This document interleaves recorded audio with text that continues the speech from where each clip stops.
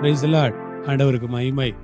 இந்த காலையில் உங்களை சந்திப்பது ரொம்ப சந்தோஷம். இயேசுவின் இனிய நாமத்தில் உங்களை வாழ்த்துகிறேன்.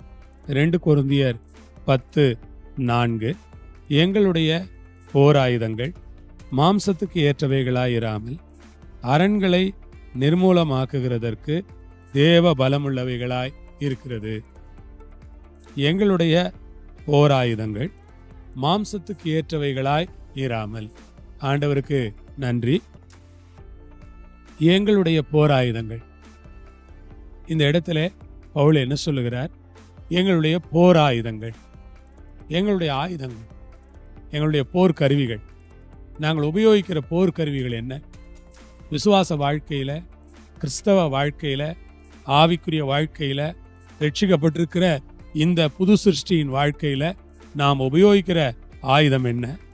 நம்முடைய போர் ஆயுதங்கள் மாம்சத்துக்கு ஏற்றவைகள் அல்ல, மாம்சத்துக்கு உரியவைகள் அல்ல, அது மாம்ச சம்பந்தமானது அல்ல, அதில் மாம்சம் இல்லை. அரண்களை நிர்மூலமாக்குகிறதற்கு, அரண் பிசாசினுடைய அரண்கள், சிந்தையின் அரண்கள், வலிய அரண்கள், எதிரிகளின் அரண்கள், எதிரான வல்லமைகளின் அரண்கள், எல்லா அரண்கள், எல்லா விதமான ஸ்ட்ராங்ஹோல்ட்ஸ், எல்லா அரண்களையும் நிர்மூலமாக்குகிறதற்கு இயேசுவின் நாமத்தில் இந்த காலையிலே நாம் சொல்ல வேண்டும்.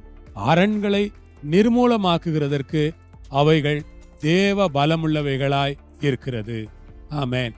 அரண்களை நிர்மூலமாக்குகிறதற்கு அவைகள் தேவ பலமுள்ளவைகளாய் இருக்கிறதற்கா ஸ்தோத்திரம். அல்லேலூயா. அரண்களை நிர்மூலமாக நாம் ஜெபம் பண்ணுவோம். ஜெபம் நம்முடைய போராயுதம், விசுவாசம் நம்முடைய போராயுதம், வசனம் நம்முடைய போராயுதம், இயேசுவின் ரத்தம் நம்முடைய போராயுதம். இந்த போராயுதங்களை வைத்து ஜெபம் பண்ணி சாத்தானை ஜெயிப்போமா? அன்பின் பிதாவே, இந்த வேலைக்காய் ஸ்தோத்திரம். போராயுதங்களுக்காய் நன்றி. இயேசுவின் நாமத்தில் உம்முடைய பிள்ளைகளை நான் ஆசீர்வதிக்கிறேன். உம்முடைய கிருபையின் கரம் அவர்களோடு இருப்பதாக. பலத்தையும் சத்துவத்தையும் தந்து வழி நடத்தும்.